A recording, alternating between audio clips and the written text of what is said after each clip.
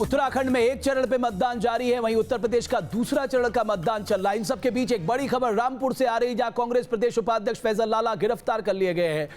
Bilaspur police ने फैसल लाला को गिरफ्तार किया गया। इनके ऊपर मॉडल कोड ऑफ कंडक्ट आदर्श आचार संहिता के उल्लंघन का मामला है। तो रामपुर से फैसल लाला जो प्रदेश उपाध्यक्ष है कांग्रेस के, उन्हें बिलासपुर पुलिस ने गिरफ्तार किया है मॉडल कोड ऑफ कंडक्ट के उल्लंघन के मामले में।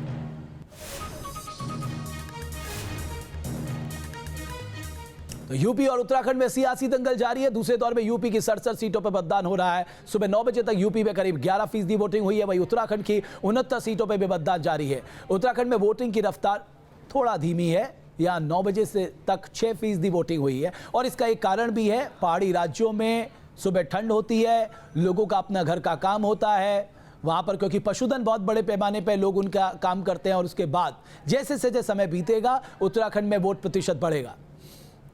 और आइए अब 6 तस्वीरें आपको दिखाते हैं। आज मतदान में शुरुआती तौर पे खासकर यंग वोटर दिखाई दिया, और उस यंग वोटर की माने तो वो विकास के लिए वोट कर रहा है। यूपी की 67 और उत्तराखंड की 69 सीटों पर आज मतदान चल रहा है। देहरादून, बाजपुर, बिजनौर, खटीमा, रामपुर, मुरादाबाद की तस्वीरें आपके सामने हैं।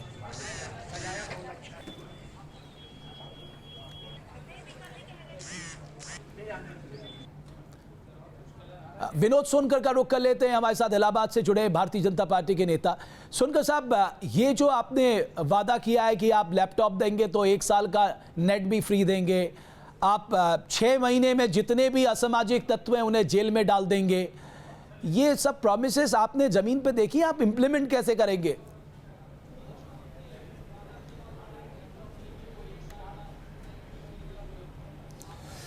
देख,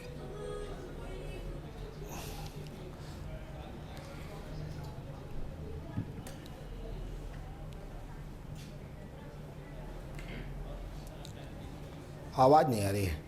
मैं दोबारा आपके पास आऊंगा, हमारे ऑडियो एग्जीक्यूटिव पहले ये साउंड ठीक करें, उसके बाद मैं आऊंगा।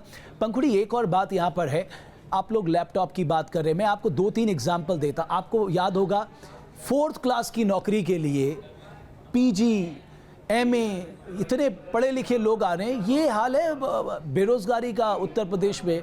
आप लोग किस मुंह से कह रहे हैं कि साहब अखिलेश युवा है तो युवा उनको वोट करेगा? देखिए, बेरोजगारी पूरे देश में एक बहुत बड़ा मुद्दा है, और भाजपा सरकार ने जब 2 करोड़ कहा था हर साल हम रोजगार देंगे, हमने देखा कि नोटबंदी के बाद किस तरह से रोजगार और कम हो गया। जहां तक जो आपने भर्ती की बात करी, हम लोगों ने क्योंकि ई-गवर्नेंस पे बहुत ध्यान दिया है, ऑनलाइन आजकल सब चीज होती है, रजिस्ट्रेशन होता है, इसीलिए ज्यादातर लोग आवेदन कर रहे हैं। आपकी जितनी भर्तियां हुई हैं सब पे इलाहाबाद हाईकोर्ट ने रोक लगा दी थी। एक तो बात मैं आपकी यही खारिज कर देता हूं, सब में धांधली है, एक खास समुदाय के लोगों को वहां रखा गया है। जी नहीं, ये बिल्कुल 80% यादव जो है, मैं बोल देता हूँ 80% यादव जो हैं वो इन रिक्त पदों में भरे जाते हैं। ये क्या है? बिल्कुल गलत आरोप लगाया गया है। और अभी भी अखिलेश जी ने ये बात कही है कि पुलिस में जो भी भर्ती होगी उसमें सिर्फ और सिर्फ अब मेरिट पे भर्तियां होंगी। और अब मेरिट पे भर्तियां होंगी। हम देखिए, निवेश हमने प्राइवेट सेक्टर को लाने के लिए भी, क्योंकि गवर्नमेंट एक लिमिट तक एम्प्लॉयमेंट दे सकती है। आप मुझे एक डिस्ट्रिक्ट में बता दीजिए आप प्राइवेट सेक्टर का निवेश आया है, एक डिस्ट्रिक्ट। देखिए, हम लोगों का जो हमारी निवेश मित्र की स्कीम है उसमें 11,000 करोड़ के MOU साइन हो चुके हैं। नोएडा में हमने देखा है, लखनऊ में IT सिटी लग चुकी है। मैं आपको बताऊं, इस देश के मुख्यमंत्री MOU साइन करके सोचते हैं निवेश आ गया। मैं ऐसे कई राज्य बता दूंगा जिन्होंने हजारों करोड़ के MOU साइन किए, पैसा एक भी नहीं आया।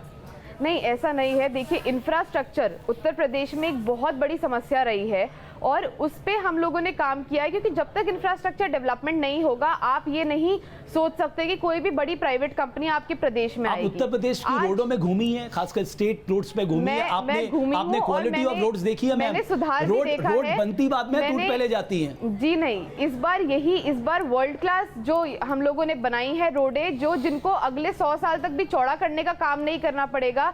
4 लेन सड़कों से डिस्ट्रिक्ट हेडक्वार्टर को जोड़ा है। बिल्कुल बढ़िया अंतर्राष्ट्रीय स्तर के आप देखेंगे आज हाईवे बने हैं उत्तर प्रदेश में, और इसमें केंद्र का कोई भी योगदान नहीं है। मुझे आप एक्सप्रेसवे में घूमी होंगी मैम, लेकिन अगर आप स्टेट रोड्स में जाएंगी तो आपको सच्चाई पता लगेगी उत्तर प्रदेश में रोड गलत बोल रही हैं। गाँव में भी मैंने देखा है, पाठक जी ये सरासर गलत आरोप बोल रही हैं। सही क्या आप बता दीजिए। कोई उत्तर प्रदेश में कोई काम नहीं हुआ है। नहीं, इनके 73 सांसदों ने मैं किया बताता है जो काम हुआ हूँ, है। उत्तर जो प्रदेश उत्तर लोक प्रदेश में सेवा किसी आयोग भी इलाहाबाद चुनाव के में बाद- जो रिजल्ट आया है, नहीं सांसदों के हिसाब देने की बारी आएगी, दिया जाएगा। नहीं तो आप किस आधार पे, उत्तर प्रदेश सरकार को आपके विधायकों को हिसाब देना जब है, आपने हिसाब दे, किया इससे नहीं, बचे ना। किस आधार पे आप वोट मांग रहे हैं? उत्तर प्रदेश लोक सेवा आयोग इलाहाबाद में जो एक घटना घटी, देखिए आप सुनना नहीं चाहती, केवल इन्होंने इटावा मैनपुरी के आसपास यादवों को नौकरी दी है, बाकी प्रदेश के किसी यादव को भी नौकरी नहीं दी। ये बताएं कि प्रदेश में कितने नौयुवकों को रोजगार दिया, कितनों को नौकरी दिया। और जिस अंतरराष्ट्रीय एक्सप्रेस वे की बात कर रही हैं, वो आधा अधूरा है, काम कहीं पूरा नहीं है। मैं आ रहा हूं सुनकर साहब, मैं हर्षा चांदवानी का रोका लेता हूं। वो मेरे साथ मुरादाबाद से है, पीतल नगरी के रूप में मैं आ रहा हूं। पंखुड़ी हमेशा मुद्दा बनाते हैं, लेकिन उत्तर प्रदेश सरकार ने कभी भेदभाव नहीं किया। अब मैं देख रहा हूं कि तकरीबन 11 बज गया है। अगर आप किस तरह से एनालाइज कर रही मतदान को लेकर, किस तरह का उत्साह वहां पर देखने को मिल रहा है?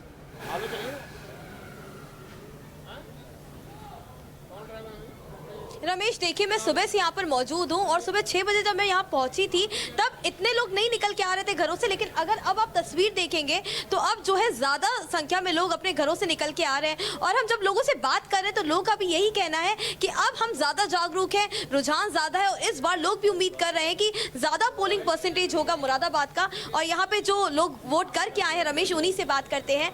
सर आप बताइए, आप अंदर गए, आपने वोट कास्ट किया, क्या कुछ चल रहा था दिमाग में? और क्योंकि यहाँ कांटे की टक्कर है, तो क्या लगता है अब तक जो आपके जो यहाँ पे कैंडिडेट्स रहे हैं, एमएलए रहे हैं, क्या उन्होंने वादे पूरे किए हैं?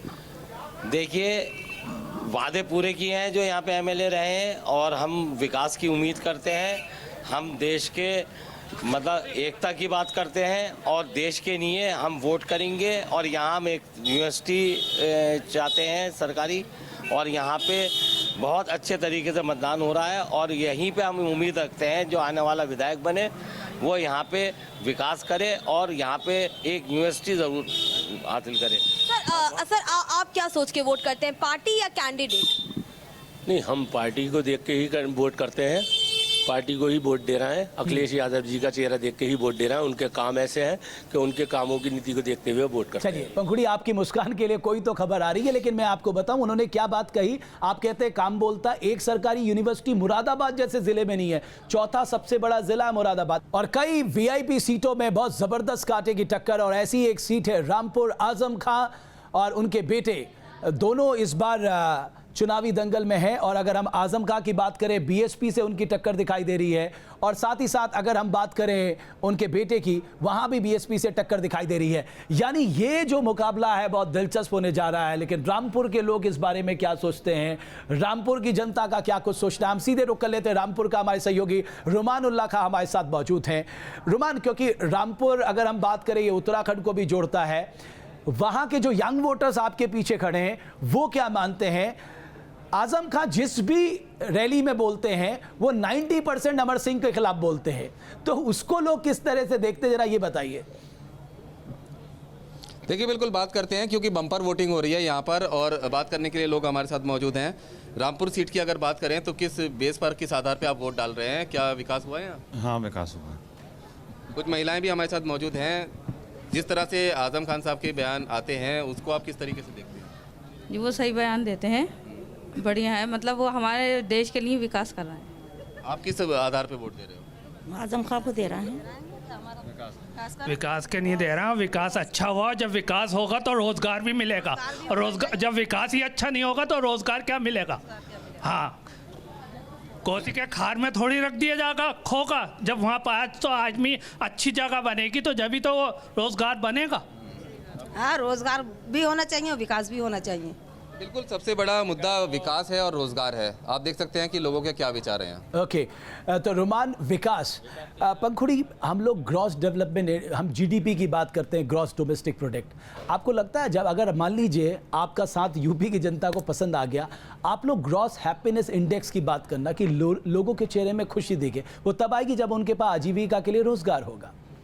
कि बिल्कुल सही बात आप कर रहे हैं और मेरा ये मानना है कि इसके साथ सुरक्षा भी एक बहुत बड़ा मुद्दा है।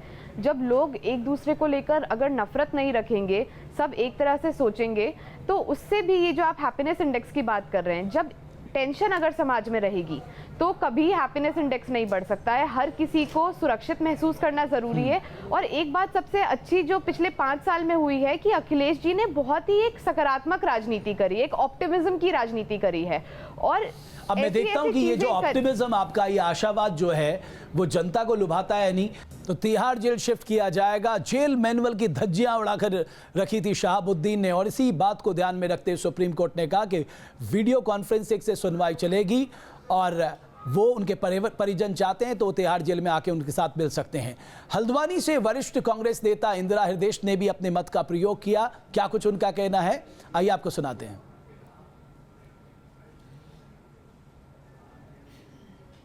चलिए, अभय कुमार दुबे साहब, एक बात जो इंफ्रास्ट्रक्चर की आ रही थी, अगर आप इंफ्रास्ट्रक्चर के लिहाज से देखें, कोई भी राज्य सरकार प्राइवेट इन्वेस्टमेंट नहीं ला पा रही है। जो ईज ऑफ डूइंग बिजनेस, पंखुड़ी कह रही थी हमने एमओयू साइन कर लिया, बट ये सच है, ज्यादातर राज्य सरकार, केंद्र सरकार ही नहीं ला पा रही है, तो प्राइवेट इन्वेस्टमेंट आ ही नहीं रहा है। आपकी जो दूसरी बात है, केंद्र सरकार भी नहीं ला पा रही है, उसका दरअसल राज्य सरकारों के विकास पर भी असर पड़ रहा है।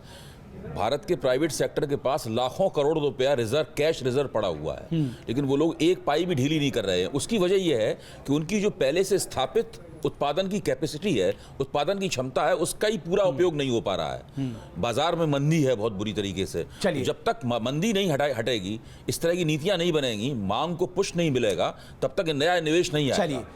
चलिए, तो यहां पर हम कुछ पलों के लिए रुकेंगे, लेकिन इस दंगल पे हमारी नजर लगातार बनी हुई है। जैसे जैसे वोट प्रतिशत बढ़ेगा, उसके क्या निष्कर्ष होंगे, इस पर चर्चा करेंगे। अब जल्द हाजिर होते हैं।